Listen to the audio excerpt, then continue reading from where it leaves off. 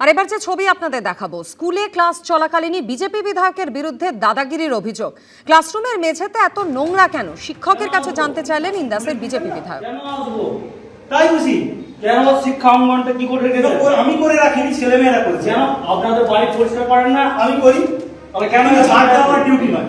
আপনি না বলে ক্লাসে ঢুকবেন? কেন আপনি না বলে ক্লাসে ঢুকবেন?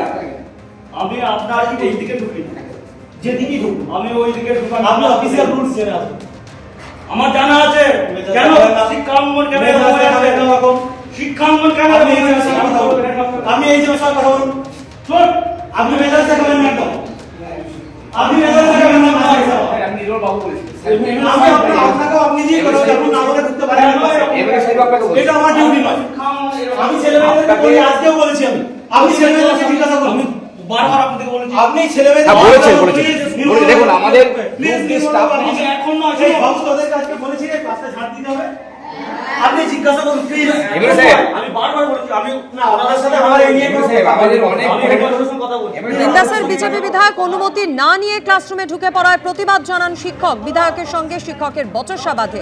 ভাইরাল ভিডিও আপনারা দেখতে পাচ্ছেন। কুশমুড়ি হাই স্কুলের ৮ম শ্রেণীর বাংলা ক্লাস চলাকালীনই এই দাদাগিরির অভিযোগ সামনে এসেছে। শিক্ষক গোলক বিহারী বন্দ্যোপাধ্যায়ের সঙ্গে বচসা ইন্দাসের বিজেপি বিধায়ক নির্মল ধারার। আমরা ওদের এক্সপোজ করব, আমাদের কাছে সমস্ত ডকুমেন্ট আছে, আপনাদের ইতিহাস ভূগোলের রেকর্ড আমাদের কাছে আছে। এভাবেই নির্বাচন কমিশনকে হুঁশিয়ারি দিলেন মমতা বন্দ্যোপাধ্যায়। ভয় দেখাচ্ছেন, কোনো লাভ হবে না, পাল্টা কটাক্ষ করেছেন Suvendu Adhikari. We will expose them. We have all the document with us. ভয় দেখাচ্ছেন, কোনো লাভ হবে না। যত ভয় দেখাচ্ছে তত ইলেকশন কমিশন টাইট করছে। এসআইআর এর শুনানি শেষ হয়েছে। 28শে ফেব্রুয়ারি প্রকাশিত হবে চূড়ান্ত ভোটার তালিকা। তার মধ্যেও নির্বাচন কমিশনের সঙ্গে নবান্নের সংঘাত থেমে নেই, বরং সেই পারদ উত্তরোত্তর চড়ছে।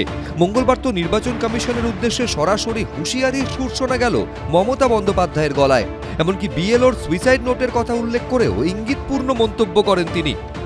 কিবোর্ডে বসে অফিস করছে, প্রতিদিন কিবোর্ডে বসে তিনি নাকি বাংলায় দায়িত্ব পেয়েছেন, বাংলার খেয়ে বাংলার পড়ে প্রতিদিন প্ল্যান করছেন কি করে বাংলায় লোকেদের নাম ডিলিশন করা যায়। আমি তাদের বলবো, আপনারা যেমন ডিলিশন করছেন, আপনাদের হিস্ট্রিও কিন্তু আমাদের কাছে আছে, জিওগ্রাফিও আছে, পলিটিক্যাল সায়েন্সও আছে, সব রেকর্ডই আছে। 160 জনের উপর মানুষ মারা গেছে। বিএলও নিজে সুইসাইড করার আগে নোট লিখে গেছে, কমপ্লেন করে তুগলকি কমিশনের বিরুদ্ধে। যে সমস্ত কেন্দ্রে 5000 ভোটে জিতেছিল সেই কেন্দ্রে 25,000 নাম বাদ গেছে। যে কেন্দ্রে 1500 ভোটে জিতেছিল সেখানে 22,000 নাম বাদ গেছে। যে ভুয়া ভোটারের শক্তিতে, ফলস ভোটারের শক্তিতে তৃণমূল কংগ্রেস জিতে এসছে, এখন এই এসআইআর হওয়ার পর বুঝতে পারছে অবস্থার সঙ্গীন। মুখ্য নির্বাচন কমিশনারকে চিঠি, দিল্লিতে নির্বাচন কমিশনের বৈঠক থেকে বেরিয়ে বয়কটের দাবি, সুপ্রিম কোর্টে দাঁড়িয়ে নির্বাচন কমিশনের বিরুদ্ধে অভিযোগ। ধাপে ধাপে সংঘাতের পারদ সপ্তমে চড়িয়েছেন মমতা বন্দ্যোপাধ্যায়। এদিনও নির্বাচন কমিশনের বিরুদ্ধে সেই ঝাঁঝালো আক্রমণ জারি রেখেছেন তিনি। ইয়ারাও বলেছিলেন অনুপ্রবেশকারী, কটা বাংলাদেশি খুঁজে পেলেন, কিন্তু বেশি বাড়াবাড়ি করলে আমি বলে দেবো আপনারা কাকে কাকে সেলটা দিয়েছেন। আমার মুখ বেশি খুলতে দেবেন না, ভদ্রভাবে কাজ করুন, সৌজন্যতা মেনে করুন, ডেমোক্রেসি মেনে করুন। ব্যাকডোর দিয়ে তুগলকি কমিশনকে দিয়ে বাংলার বিরুদ্ধে চক্রান্ত করবেন না।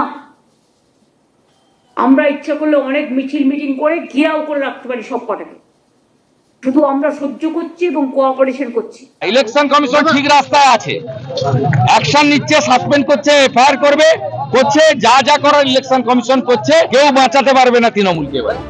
এই সংঘাতের মাঝে সাধারণ মানুষের নজর অবশ্য 28 তারিখ, কারণ সবার চিন্তা একটাই, চূড়ান্ত ভোটার তালিকায় কার নাম থাকবে আর কার নাম বাদ যাবে।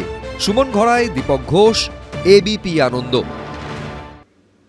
26-এর পর তো এই কেন্দ্রীয় সরকারই থাকবে না। এবছর পশ্চিমবঙ্গে ভোট থাকলেও দিল্লির সরকার নিয়ে ইঙ্গিতপূর্ণ মন্তব্য করলেন মমতা বন্দ্যোপাধ্যায়। ওর অনেক দিনের স্বপ্ন মোদিজিকে সরাবেন, জীবনে পারবেন না, পাল্টা খোঁচা দিয়েছেন শুভেন্দু অধিকারী। আপনারা যদি 420 হন কেউ কেউ, আমি কিন্তু 440 ভোল্ট। যত ভয় দেখাচ্ছে 440 ভোল্টেজ, সে ভয় দেখানো কথাবার্তা। পশ্চিমবঙ্গের রাজনীতিতে কার জন্য স্পেশাল 26 সেটা পরিষ্কার হয়ে যাবে সামনের বিধানসভা ভোটেই। কিন্তু এই 26 নিয়েই এবার ইঙ্গিতপূর্ণ মন্তব্য শোনা গেল মমতা বন্দ্যোপাধ্যায়ের মুখে। 26-এর পর তো এই গভর্নমেন্টই থাকবে না, সেন্ট্রাল গভর্নমেন্ট। ওনার অনেক দিনের স্বপ্ন মোদিজিকে সরাবেন, জীবনে পারবেন না। ইতিমধ্যে এসআইআর বিরোধিতার সুরকে পশ্চিমবঙ্গ থেকে দিল্লি অবধি নিয়ে গেছেন মমতা বন্দ্যোপাধ্যায়। তাৎপর্যপূর্ণভাবে এবার তার মুখে শোনা গেল বিশ্বব্যাপী প্রচারের কথা। অনেক ঘটনা ঘটে গেছে ইতিমধ্যে, আমরা কিন্তু এখনো মুখ খুলিনি, ভদ্রতা করেছি, পার্লামেন্টও চালাতে দিয়েছি। আমায় আঘাত করলে কিন্তু আমি প্রত্যাঘাত করি। ইন্ডিয়া এই ডেমোক্রেটিক সেটআপ আর ডেমোক্রেটিক কালচার নিয়ে দরকার হলে ওয়ার্ল্ড ওয়াইড আমি প্রচার করব। কদিন আগে বিহারে ভোট হয়েছে, 243-এর মধ্যে 202টা সিট বিজেপি পেয়েছে।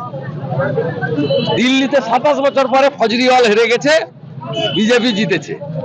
এবারে চিটিং তৃণমূল হারবে, বিজেপি জিতবে। বিজেপিকে পশ্চিমবঙ্গে জেতাতে এসআইআর করছে নির্বাচন কমিশন, এই অভিযোগ প্রথম থেকেই তুলে আসছে তৃণমূল। ভোট যখন দোরগোড়ায় তখন এদিন ফের একযোগে কমিশন ও বিজেপিকে নিশানা করলেন মমতা বন্দ্যোপাধ্যায়। চ্যালেঞ্জ করব, যদি ক্ষমতা থাকে জেনুইন ভোটারদের নাম ভোটার লিস্টে তুলে নির্বাচন করুন, ফ্রি অ্যান্ড ফেয়ার। কিন্তু যদি মনে করেন to demolish the democracy, to bulldoze the democratic rights of the people, then please understand that nobody will be spared. People will reply one day. SIR এর নাম করে সর্বনাশী খেলা খেলছেন, সর্বনাশগ্রস্ত লোকগুলো, এরা আদৌ এদের সাইকিয়াট্রিক প্রবলেম আছে কিনা আমি জানি না। জঙ্গিদের মতো কথাবার্তা, ক্ষমতা হারানোর ভয়ে উন্মাদ হয়ে গেছে। 15 বছর কাজ করার পরেও, 500 ভাতা বাড়িয়ে দেওয়ার পরেও এত ভয় কেন? এটা ক্ষমতা হারানোর ভয়ে আতঙ্কিত। ফাইনাল ভোটার লিস্ট বেরোলে এই খালা মমতাকে বলতে হবে যে আমি ভোটে লড়বো না। উনি প্রাক্তন হবেন, উনি জানেন। আপাতত সবার নজর পশ্চিমবঙ্গের ভোটের দিকে, কিন্তু 26-এর পর কেন্দ্রে কি হবে, কিসের ইঙ্গিত দিলেন মমতা বন্দ্যোপাধ্যায়? সুমন ঘরাই, বিজন চক্রবর্তী, এবিপি আনন্দ। জোট চর্চা থেকে জমি ভরাট, একাধিক ইস্যুতে ফের একবার তপ্ত হলো কলকাতা পুরসভার বাজেট অধিবেশন। তৃণমূলকে আক্রমণ শানালেন বিজেপি কাউন্সিলর সজল ঘোষ, পাল্টা আক্রমণ করলেন ফিরহাদ হাকিম। মঙ্গলবার ছিল কলকাতা পুরসভার বাজেট অধিবেশনের শেষ দিন। এদিনও একাধিক ইস্যুতে চলল শাসক বিরোধী তরজা। অধিবেশনের শুরুতে বক্তব্য রাখতে উঠে জলাভূমি ভরাটের অভিযোগ নিয়ে সরব হন সজল ঘোষ। পাল্টা বিজেপি কাউন্সিলরের আনা অভিযোগ অস্বীকার করেন মেয়র। জলা বোঝানো হবে না, জলা বোঝানো হচ্ছে না। আনন্দপুরের জলাটা যদি বোঝানো না হতো তাহলে ওখানে 27 জনক 40 জনক মানুষের মৃত্যু হতো না স্যার। এরপর তর্কের বিষয় হয়ে ওঠে কুর্সি। আমি অপোজিশন ওইখানটা বসতাম, যেখানে সজল বছর ঠিক ওই চেয়ারটা আমি বসতাম। তোমরা এখানে আসতে পারবে না, তোমরা আসতে পারবে না একটা কারণে তোমরা আসতে পারবে না, সেটা হচ্ছে যে তুমি তোমার সংস্কৃতি চেঞ্জ করেছো। গান্ধীবাদ, সুভাষবাদ, জিন্দাবাদ বলো। যাই হোক কংগ্রেস থেকে বেরিয়ে এসে সিপিএমের বিরুদ্ধে লড়াই, কংগ্রেস মারছে, সিপিএম মারছে। সেই সময় কিছুদিন আমাদের অটল বিহারী বাজপেয়ীর সাথে আমাদের একটা ছিল। তার মানে এই না যে আমরা বিজেপি করেছি। ওরা যেরকম নিজেদের কাপড় চেঞ্জ করে বিজেপি করেছে, আমরা তৃণমূল কংগ্রেসই করেছি। দরকারে আমরা কিছুদিন অ্যালায়েন্সে ছিলাম, স্যার আমরা ইউপিএ যেরকম অ্যালায়েন্সেও তো আমরা ছিলাম, বহুদিন ছিলাম। না মেয়র হবে না, কোনোদিনই মেয়র হবে না। আমার দল আদর্শচ্যুত হয়েছিল, মেয়র আদর্শের কথা বলছেন। আমার বক্তব্য হচ্ছে আজ থেকে 15 বছর আগে, 20 বছর আগে তখন কি বিজেপি গোডসেবাদী তখন ছিল না? যদি ছিল ওনার কথা অনুযায়ী, আজ যদি থাকে তাহলে তখনও ছিল। তাহলে সেদিন গোডসের হাত ধরতে ওনার যন্ত্রণা হয়নি, গোডসেকে তখন সমাজসেবী মনে হয়েছিল, আজকে গান্ধীজির খুনি মনে হচ্ছে। জোট থেকে দল বদলু, নানা ইস্যুতে চড়তে থাকে তরজা। শোনো, কারোর সাথে জয়েন্টলি যাওয়া মানে নিজের আদর্শ ছাড়া নয়। কারোর সাথে জয়েন্টলি যাওয়া মানে নিজের আদর্শ ছাড়া নয়। নিজের আদর্শ ছাড়া যখন গান্ধীর থেকে গোডসের দিকে যাওয়া হয় তখন আদর্শ ছাড়া। তৃণমূল বিজেপির এই বাকযুদ্ধ নিয়ে কটাক্ষ ছুড়ে দিয়েছে বামেরা। দুজনেই তো তাই, প্রত্যেকে ওরা দুজনেই তো দলবদল। মেয়র সাহেবও তো কংগ্রেস ছিলেন, কংগ্রেস থেকে টিএমসি, আর বিজেপিও তাই, সেই অবস্থাটাই হয়েছে। এটা কি বলবো, এটাই হচ্ছে সিস্টেম। মানুষের কাছে প্রকাশ করছে তাদের ভেতরে একটা সামনে লোকালয়ের সামনে দূরত্ব, ভেতরে ঠিকানা। জোট তরজা থেকে জমি ভরাট, একাধিক ইস্যুতে তপ্ত হল কলকাতা পুরসভা।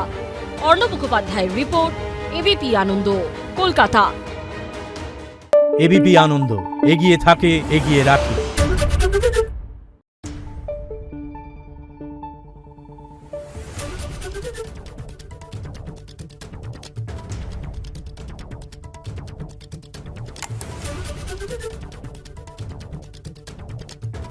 Thank you.